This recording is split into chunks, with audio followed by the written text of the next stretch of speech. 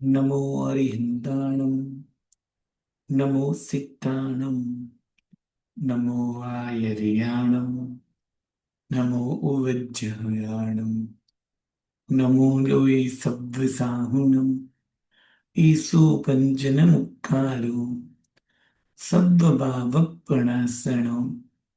मङ्गलाणं च सव्वेसिं प्रथमं हवै मङ्गलम् मङ्गलं भगवान् वीरो मङ्गलं गौतम प्रभु मङ्गलं स्थूलभद्राद्या जैन धर्मोऽस्तु मङ्गलम् अंगूठे अमृतवसे लब्धितणा भंडार श्री गुरु गौतम समये वांछित फलदाता।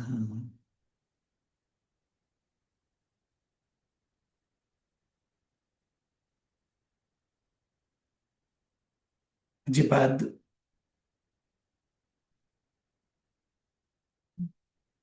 देवेंद्र सूरी महाराजा विरचित प्रथम कर्म ग्रंथ कर्म विभाग। यह ग्रंथ में मूल 8 कर्म एवं उत्तर 158 कर्म, जिसमें ज्ञानावरणीय 5, दर्शनावरणीय 9, वेदनीय 2, आयुष्य मोहनीय 28, आयुष्य 4, नाम कर्म 103, गोत्र कर्म 2 और अंतराय कर्म 5 प्रकार से बताया है, जिसमें ज्ञानावरणीय, दर्शनावरणीय, वेदनीय, मोहनीय, आयुष्य, ये 5 कर्म की विचारणा हुई। अब नाम कर्म की विचारणा करते हुए देखिए, छठा नाम कर्म, जो नाम कर्म चित्रकार तुल्य है, और चित्रकार तुल्य जो नाम कर्म है वो अरूपी ऐसे आत्मा के विविध प्रकार के रूप चित्रित करता है। तो अरूपी ऐसे आत्मा को रूपी जो बनाता है, विविध विभाव दशा जो प्राप्त करता है, उसके पीछे का कारण है नाम कर्म। और यह नाम कर्म जो है वो चित्रकार के तुल्य है। आत्मा का मूलभूत स्वभाव अरूपी है, अर्थात किसी भी प्रकार का रूप आकार आदि नहीं है। यह अरूपी आत्मा का वर्ण नहीं है, गंध नहीं है, रस नहीं है, स्पर्श नहीं है, शब्द नहीं है, आकार नहीं है। किंतु जिस प्रकार कोई चित्रकार अपने रंग से विविध रंगी चित्र बना दे, उसी प्रकार अरूपी ऐसे आत्मा को विविध प्रकार के रूप में यह कर्म ढालता है। इसलिए इसको चित्रकार के तुल्य नाम कर्म बताया है। जिस प्रकार कोई नट मंडली का नायक, यानी नाटक करने वाली, अभिनय करने वाली जो मंडली है, जैसे आज के भाषा में कहे तो जो फिल्म है उस फिल्म के डायरेक्टर और प्रोड्यूसर होते हैं, उस प्रकार कुछ इस प्रकार नट मंडली का जो नायक है वो अपने अधीन काम करने वाले नटों को, यानी नेता, अभिनेता और अभिनेत्रियों को, नटी और नट को विविध प्रकार के वेश आदि भजने के लिए बाध्य करता है। यानी वो जो कहे उसका वेश उसे निभाना पड़ता है। कभी इंस्पेक्टर का, कभी देव का, कभी दानव का, कभी भिखारी का, कभी डॉक्टर का, कभी धनवान का, कभी गरीब का, कभी काले का, कभी धोले का। उसी तरह अभिनेत्रियों को भी। तो इस प्रकार जिस तरह नट मंडली का नायक जो है वो अपने अधीन ऐसे नटों को विविध प्रकार के वेश भजने के लिए बाध्य करता है, प्रतिबंधित करता है, उसी प्रकार जो कर्म आत्मा को नरक आदि विविध गतियों में विविध प्रकार के आकार आदि धारण करने के लिए बाध्य करता है, उस कर्म का नाम नाम कर्म है। क्योंकि आत्मा ना तो नरक है, ना देव है, ना मनुष्य है, ना तिर्यंच है। आत्मा ना तो काला है, ना धोला है, ना लीला है, ना पीला है। आत्मा ना तो सुगंधी है, ना दुर्गंधी है। आत्मा ना तो मीठा है, ना फीका है, ना तूरा है, ना कड़वा है। आत्मा ना तो जाड़ा है, ना पतला है, ना लंबा है, ना ढींगू है। किंतु इस विविध प्रकार के रूप आत्मा को क्यों मिलते हैं? तो कि नाम कर्म के उदय से। इसलिए नाम कर्म का उदय आत्मा को इस विविध प्रकार के रूप में ढलने के लिए मजबूर करता है। और इसीलिए इस नाम कर्म को चित्रकार के भांति या तो नृत्य मंडल के नायक के भांति गिनाया गया है। यह कर्म चित्रकार के समान है। जिस प्रकार चित्रकार अपनी मति कल्पना अनुसार उसे जैसा मन में आए वैसे विविध प्रकार के चित्र तैयार कर देता है और उसमें रंग आदि वो भर देता है, उसी प्रकार यह कर्म भी संसारी और विविध प्रकार की गति आदि के आकार प्रदान करता है। इस नाम कर्म के 42 यानी 42, 93 यानी 93, 103 यानी 103 और 67 यानी 67, इस चार प्रकार से नाम कर्म के भेद हो सकते हैं। कैसे? तो ये सबसे पहले नाम कर्म के मुख्य दो भेद हैं, और उस दो भेद का नाम है पिंड प्रकृति एवं प्रत्येक प्रकृति। पिंड प्रकृति और प्रत्येक प्रकृति, ये नाम करके उनके मुख्य दो भेद बताए हैं। जैसे मोहनी के मुख्य दो भेद बताए थे ना, गति, अरे जैसे मोहनी कर्म के मुख्य दो भेद बताए थे, दर्शन मोहनी और चारित्र मोहनी, उसी प्रकार नाम कर्म के भी मुख्य दो विभाग हो सकते हैं। एक पिंड प्रकृति और दूसरी प्रत्येक प्रकृति। अब पिंड प्रकृति मुख्य 14 प्रकार से है और प्रत्येक प्रकृति 28 प्रकार से है। तो 14 पिंड प्रकृति और दूसरा विभाग प्रत्येक प्रकृति 14 और 28 मिलकर हो जाएंगे 42, अर्थात 42। अब प्रत्येक प्रकृति तो 28 ही रहेगी, किंतु पिंड प्रकृति के विविध विभाग हो सकते हैं। जो दो भेद है नाम कर्मों के, एक पिंड और दूसरा प्रत्येक, उसमें पिंड प्रकृति का अर्थ है जो कर्म के और भी भेद हो जाएंगे उसको पिंड प्रकृति कहा गया है। तो पिंड प्रकृति 39 भेद भी हो सकते हैं, 65 भी हो सकते हैं और 75 भी हो सकते हैं। तो मूल 14 भेद, और प्रत्येक प्रकृति क्या नहीं, इसका अभी भेद नहीं होगा, तो वो 28 है। तो 14 और 28 बराबर हो गए 42। अब इसी पिंड प्रकृति के 14 में से 39 भेद करेंगे तो 39 प्लस 28 बराबर हो जाएंगे 67। उसी 14 पिंड प्रकृति के यदि 65 भेद करेंगे तो 65 प्लस 28 तो हो जाएंगे 93। उसी 14 पिंड प्रकृति के 75 भेद करेंगे तो 75 प्लस 28 तो हो जाएंगे 103। इस तरह नाम कर्म के 42, 67, 93 और 103, इस चार प्रकार से संख्या कह सकते हैं।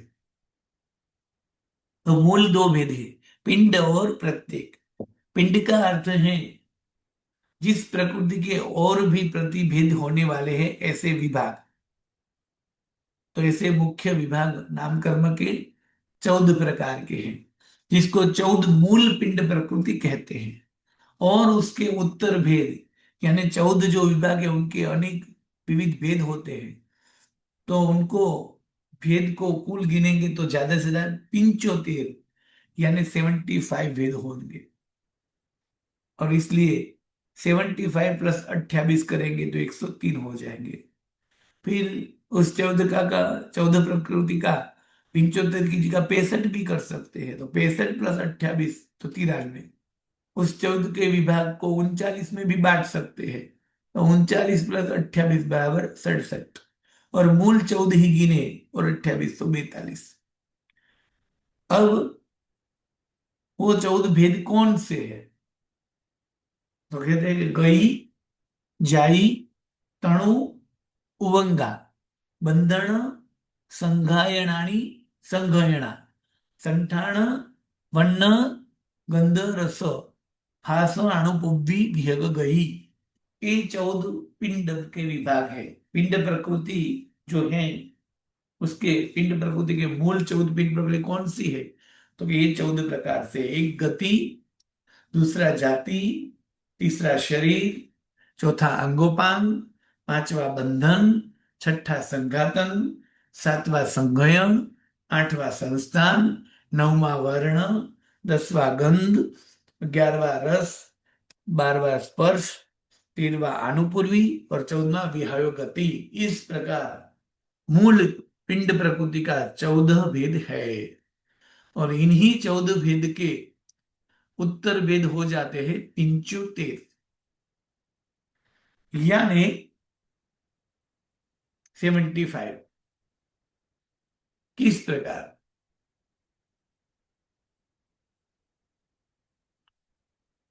तो गति,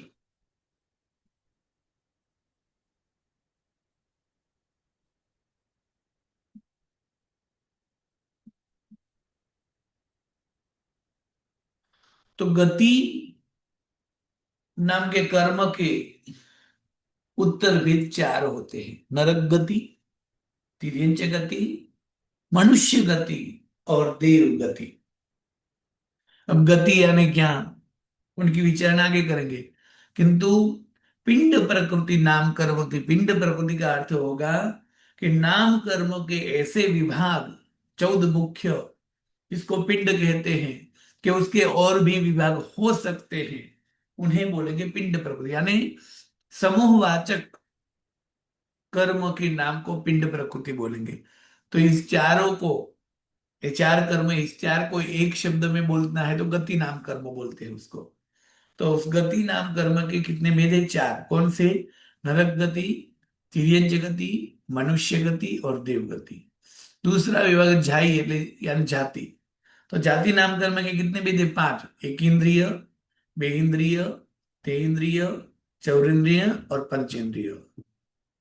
इन पांचों को यदि एक शब्द में बोलना हो तो बोलेंगे जाति। शरीर, शरीर के 5 प्रकार: औदारिक, विक्रिय, आहारक, तेजस और कार्बन। इन पांचों कर्मों को एक में बोलना है तो शरीर नाम कर्म बोलेंगे। उससे अंगोपांग नाम कर्म, उसके 3 भेद है: औदारिक, विक्रिय और आहारक अंगोपांग। बंधन, बंधन के 15 भेद है: औदारिक, औदारिक बंधन, औदारिक तेजस बंधन, औदारिक कार्बन बंधन, औदारिक तेजस कार्बन बंधन। विक्रिय, विक्रिय बंधन, विक्रिय तेजस बंधन, विक्रिय कार्बन बंधन, विक्रिय तेजस कार्बन बंधन। आहारक, आहारक बंधन, आहारक तेजस बंधन, आहारक कार्बन बंधन, आहारक तेजस कार्बन बंधन। फिर तेजस, तेजस बंधन, तेजस कार्बन बंधन और कार्बन कार्बन बंधन। संघातन के 5 भेद है: औदारिक, विक्रिय, आहारक, तेजस और कार्बन संघातन। संघयन के 6 भेद है: वज्र ऋषभ नाराज, ऋषभ नाराज, नाराज, अर्धनाराज, किलिका, सेवार्थ। संस्थान, संस्थान के 6 भेद है: समचतुस्र, न्यग्रोध परिमंडल, सादी, वामन, कुब्ज और हुंडक। फिर वर्ण, वर्ण यहाँ के 5 भेद है: लोहित यानी रेड, कृष्ण यानी ब्लैक, हरिद्र यानी येलो, नील यानी ब्लू ग्रीन, श्वेत यानी व्हाइट। इसको वर्ण नाम है। गंध, सुरभि, दुर्भी, रस, कसाय यानी फीका, तिक्त यानी कड़वा, आम्ल यानी खट्टा, कटु यानी तीखा, मधुर यानी मीठा। स्पर्श, 8 प्रकार: उष्ण यानी गर्म, शीत, स्निग्ध, रुक्ष, लघु, गुरु, मृदु और कर्कश। आनुपूर्वी के चार भेद है, नरकानुपूर्वी, तिर्यंचानुपूर्वी, मनुष्यानुपूर्वी, देवानुपूर्वी। विहंगति गति के दो भेद है, शुभ और अशुभ। इस प्रकार गति के चार, जाति के पांच, शरीर के पांच, अंगोपांग के तीन, बंधन के 15, संघातन के पांच, संग्रहण के 6, संस्थान के 6, वर्ण के 5, गंध के 2, रस के 5, स्पर्श के 8, आनुपूर्वी के 4 और विहंग गति के 2 भेद है। और इस तरह 14 पिंड प्रकृति की विभागीकरण करेंगे तो उसके प्रति भेद को गिनेंगे तो हो जाएंगे 75। और प्रत्येक प्रकृति कितनी है तो 28 है। तो कौन सी 28 है? तो प्रत्येक प्रकृति के बीच दो विभाग है, सप्रतिपक्ष और अप्रतिपक्ष। सप्रतिपक्ष और अप्रतिपक्ष से दो विभाग प्रत्येक प्रकृति के हैं।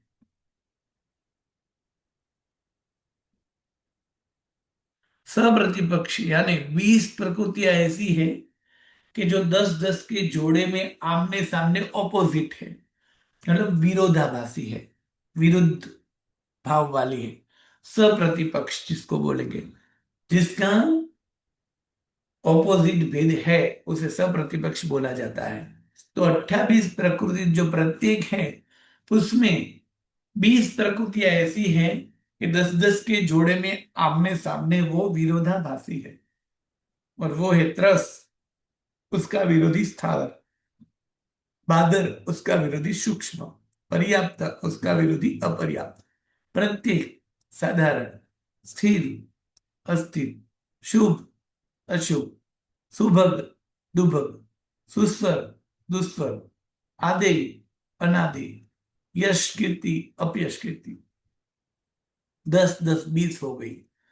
और 8 अप्रतिपक्ष है, यानी विरोधाभास वाली नहीं है। अगुरु लघु, उपघात, पराघात, उच्छ्वास, आतप, उद्योत, निर्माण और तीर्थंकर। इस प्रकार 28 भेद हुए गए। अब 14 मूल भेद यानी गति, जाति, शरीर, अंगोपांग, बंधन, संघातन, संगयन, संस्थान, वर्ण, गंध, रस, स्पर्श, आनुपूर्वी, विहंगति, ये 14 मूल भेद ही लेंगे, जिसके उत्तर भेद नहीं गिने। और 14 मूल भेद और ये प्रत्येक की 28। इस तरह यदि 14 + 28 करेंगे तो हो जाएगी 42 भेद। तो 14 + 28 बराबर 42। अब 28 की संख्या तो एक ही रहेगी, किंतु पिंड प्रकृति के विभाग हो सकते हैं। इसलिए जब विभाग किया तब 14 के टोटल विभाग किए तो हो गए 75 विभाग। ऐसे 5, गति के 4, छाती के 5, शरीर के 5, अंगोपांग के 3, बंधन के 15, संघातन के 5, संग्रहण के 6, संस्थान के 6, वर्ण के 5, गंध के 2, रस के 5, स्पर्श के 8, आनुपूर्वी के 4 और विहंगति के 2। इस तरह हो गए 75 यानी 75। तो 75 + 28 करेंगे तो हो जाएंगे 103, यानी मूल 14 भेद और 28 बराबर 42। उसके उत्तर भेद ज्यादा से ज्यादा 75 हो जाएंगे, तो 75 + 28 बराबर 103। अब 75 की जब 65 गिनेंगे, कैसे 65 गिनेंगे? तो ये जो बंधन वाला भेद है इसमें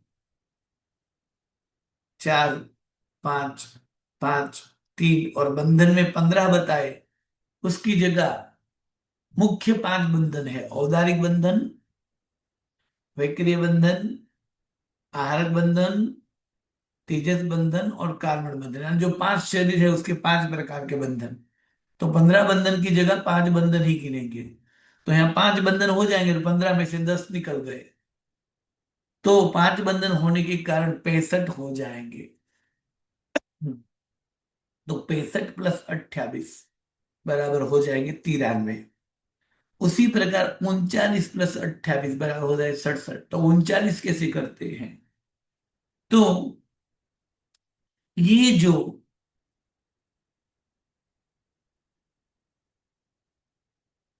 बंधन के भेद है, 15 बंधन, और ये जो संघातन है, और बंधन और संघातन हमेशा जब शरीर बंध में होता है या उदय में होता है तो बंधन और संघातन होता ही है।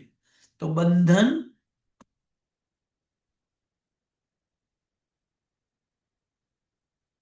इस बंधन को, 15 बंधन को और 5 संघातन को शरीर में ही गिन लेंगे।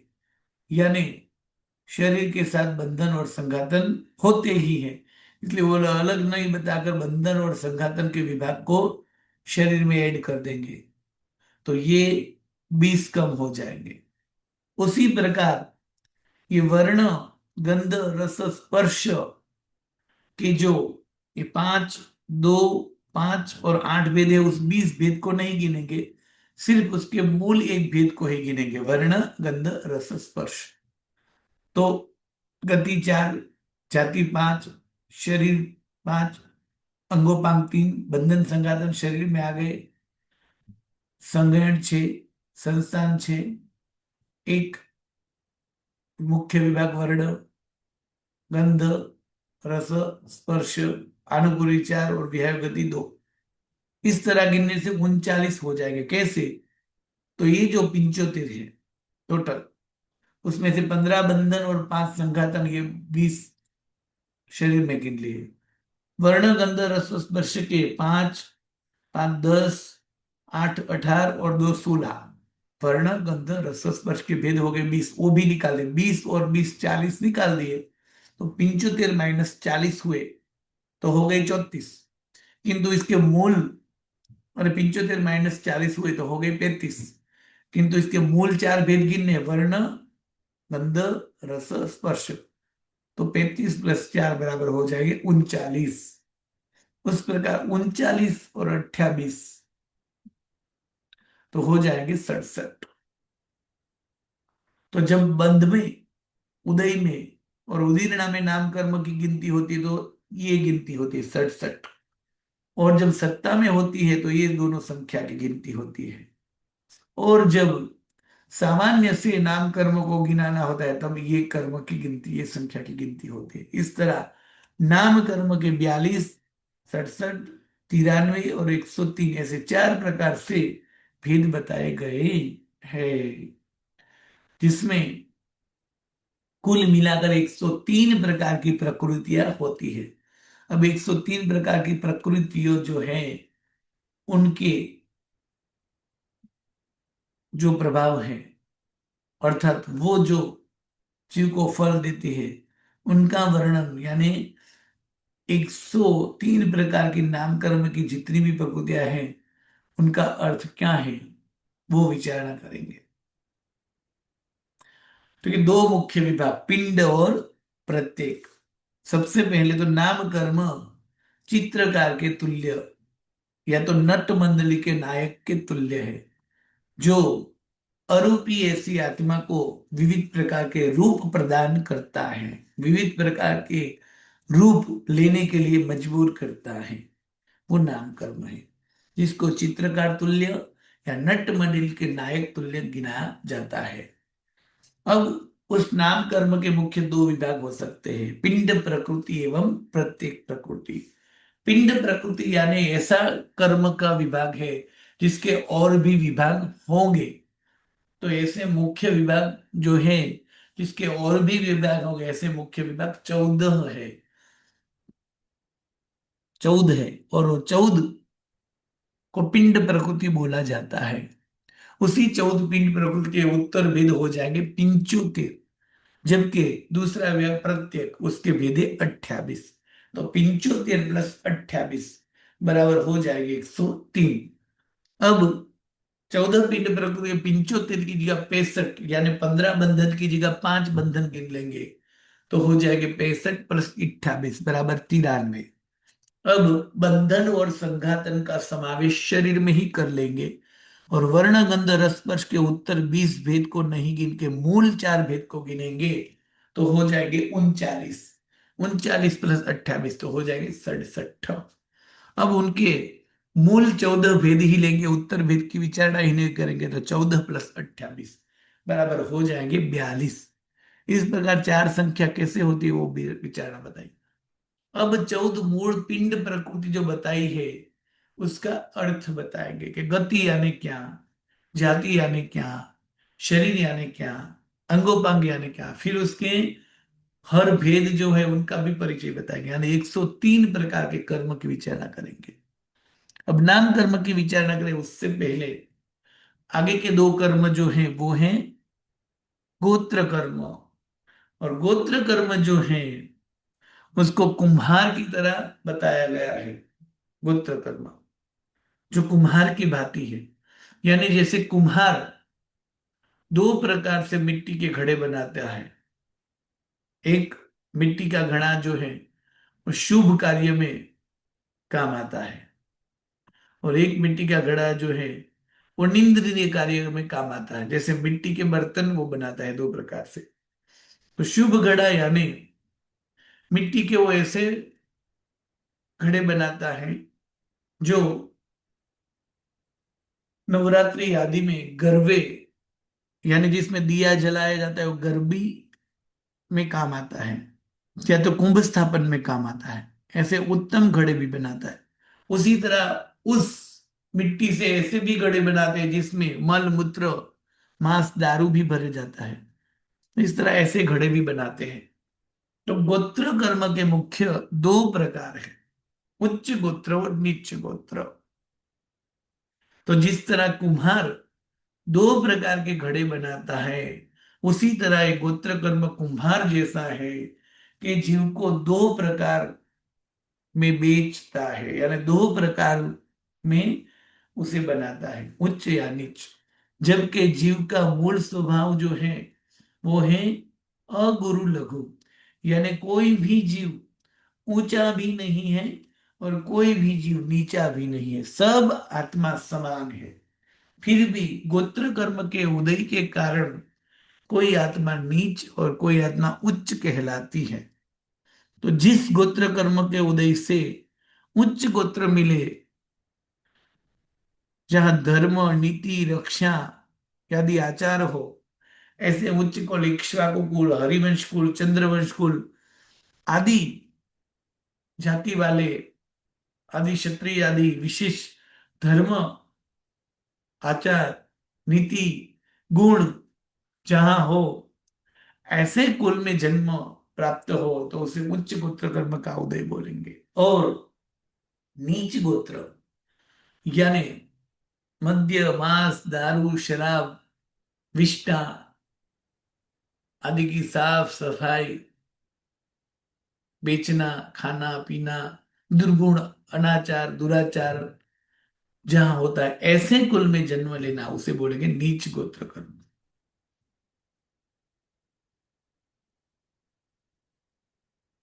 फिर पांचवा जो कर्म है वो कर्म है अंतराय कर्म। और उस अंतराय कर्म के मुख्य 5 भेद हैं। और अंतराय कर्म जो है उनको राज भंडारी की उपमा दी गई है। अर्थात जैसे किसी राजा के पास बहुत सारी दौलत धन है, संपत्ति है, वो दान करना चाहता है, किंतु उसे उसका भंडारी जो है वो कुछ गलत समझाकर दान देने में अंतराय करेगा कि ऐसे दान दोगे तो आपका धन खुट जाएगा, राज भंडार खत्म हो जाएगा आदि समझा बुझाकर वो दान नहीं दे देता। उसी प्रकार जीव में जो 5 शक्तियां हैं उसमें ही जो कर्म अंतराय करता है वो अंतराय कर्म विघ्न डालता है, वो कर्म भंडारी राज भंडारी तुल्य है, जिनके मुख्य 5 भेद है। कौन से? तो दानांतराय, लाभांतराय, भोगांतराय, उपभोगांतराय और वीर्यांतराय। इसमें दानांतराय का अर्थ है दान देने में प्रतिकूल होना, वो दानांतराय है। लाभांतराय का अर्थ है लाभ, यानी प्राप्ति में, कोई चीज की भी प्राप्ति में प्रतिबंधित करने वाला कर्म, वो है लाभांतराय।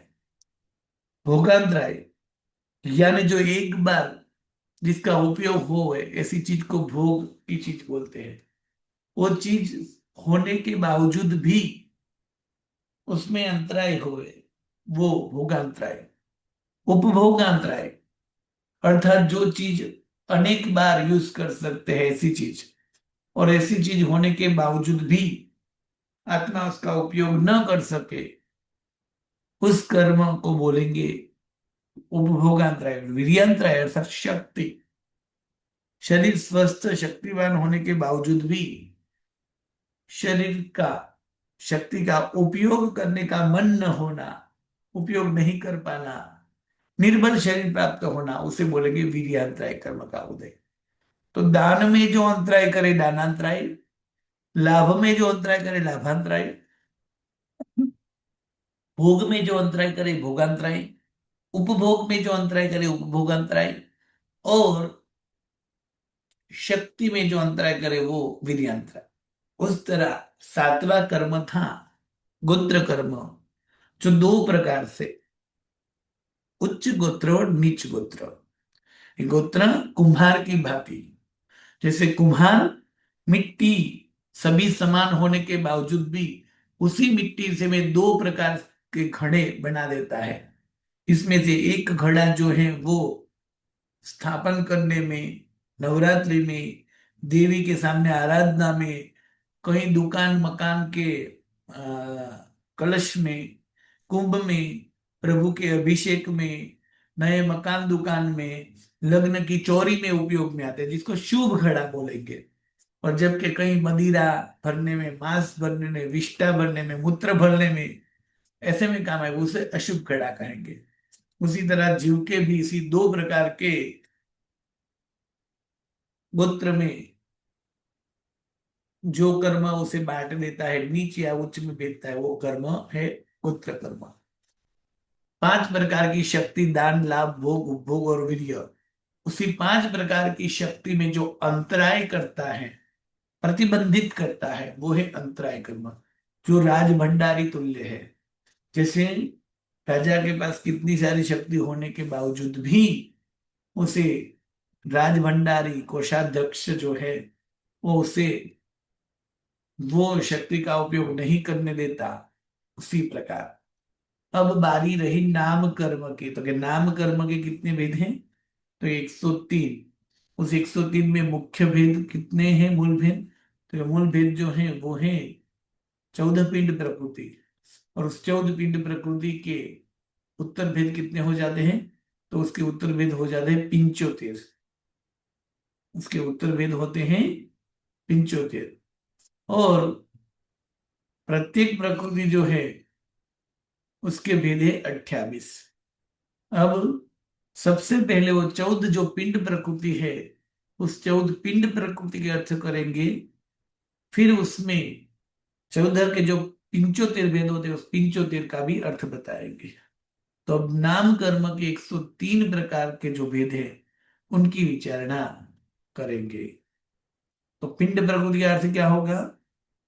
समूहवाचक प्रकृति, यानी जो पिंड के रूप में कर्म का नाम है, अर्थात के यह कर्म के अभी और भी भेद होंगे, उसे कहेंगे पिंड प्रकृति। उसमें पहली पिंड प्रकृति गति। तो गति क्या है, जाति क्या है, उन 14 विभाग की विचारणा कल के पाठ में करेंगे। हाँ बोलिए, प्रश्न कोमलबेन। प्रणाम गुरुजी। हम्म। गुरुजी, भंडारा यानी क्या? कोषाध्यक्ष, यानी भंडारी का अर्थ है जो तिजोरी का ध्यान रखता है, वो भंडार का जो ध्यान रखता है वो, यानी राजा जी की जो गुरु। धन दौलत जो है, सब संपत्ति, उसको ताली हम्म। चाबी लगाकर जो ध्यान रखता है। और उनको पूछे बिना ही संपत्ति कोई नहीं ले सकता है। जो संपत्ति का जो रक्षक है ना, भंडार का रक्षक, उसे बोलेंगे भंडारी या तो कोषाध्यक्ष। तो वो खजांची। राजा के भंडार में संपत्ति है, राजा को दान देने की इच्छा भी है, तो बोलेंगे राज भंडार में से निकाल दो। तो भंडारी क्या बोलेंगे कि भंडार में बहुत अब कम धन है, ऐसे देते ही रहोगे तो धन खूट जाएगा, फिर आप क्या करोगे। ऐसा करके वो मना कर सकता है, और राजा उसकी बात मान लेता है, फिर दान देने की मनाही कर देता है। तो मतलब कि ये राज भंडारी की तरह है सब कार्य और सब कर्म, विघ्न आने वाले से अंतराय कर्म। जी गुरुजी। गुरुजी क्लास अपलोड नहीं है, और इसकी पीपीटी भी नहीं मिली अभी तक। बराबर, हाँ हाँ। हाँ, राजू भाई को बोलते हैं। हाँ, अर्चना बेन, कुछ प्रश्न 1 बाय 1 प्रश्न गुरुजी पूछ पीपी लीजिए। गुरुजी पीपीटी भेजिए ना गुरुजी। ओके, हाँ पीपीटी। पूनम बेन। हाँ, पीपीटी के लिए किया था गुरुजी। बराबर, हाँ, 1 मिनट। गुरुजी। अर्चना बेन। गुरुजी। गुरुजी बोलिए। पीपीटी गुरुजी भेजने के लिए गोत्र। किया। गुरुजी। बोलिए। गुरुजी गोत्र गोत्र कर्म है, वो हम्म, किसके हिसाब से बनता है? किसके हिसाब से बंध में आता है ऐसा गोत्र कर्म? हाँ हाँ हाँ। देखिए, 8 कर्म जो है उसके बंध के पीछे का कारण है मिथ्यात्व, अविद्या, कसाय और योग। अब जब 158 कर्म की विचारणा हो जाएगी, उसके बाद में 8 कर्म का बंध कैसे होगा, उसके पीछे का कारण क्या है, मतलब कि उच्च गोत्र कैसे बंध में आएगा और नीच गोत्र कैसे बंध में आएगा, उनकी विचारणा भी आगे आएगी। मतलब 50वीं गाथा के बाद वही 8 कर्मों का बंध के पीछे का क्या रहस्य है, क्या हम करते हैं तो ऐसा कर्म बंध में आता है, उनकी विचारणा आगे आने वाली है। ओके ओके एक करना गुरुजी। पड़ता। बोलो गुरुजी, एक कृष्ण। जो भारतीय हाँ तरंग गुरुजी। सेकंड का पेपर होना था, उसकी डेटशीट आपने अभी तक भेजी नहीं। फिर से। जो भारतीय तरंग का सेकंड राउंड का पेपर होना था, जिन्होंने पेपर नहीं दिया था, हम्म उनका आपने बोला था ना कि अनूप सर से बात करके आप बताएंगे। हम्म हम्म। तो भाष्य अभी का भी दूसरी उनकी बार की कसौटी। एग्जाम।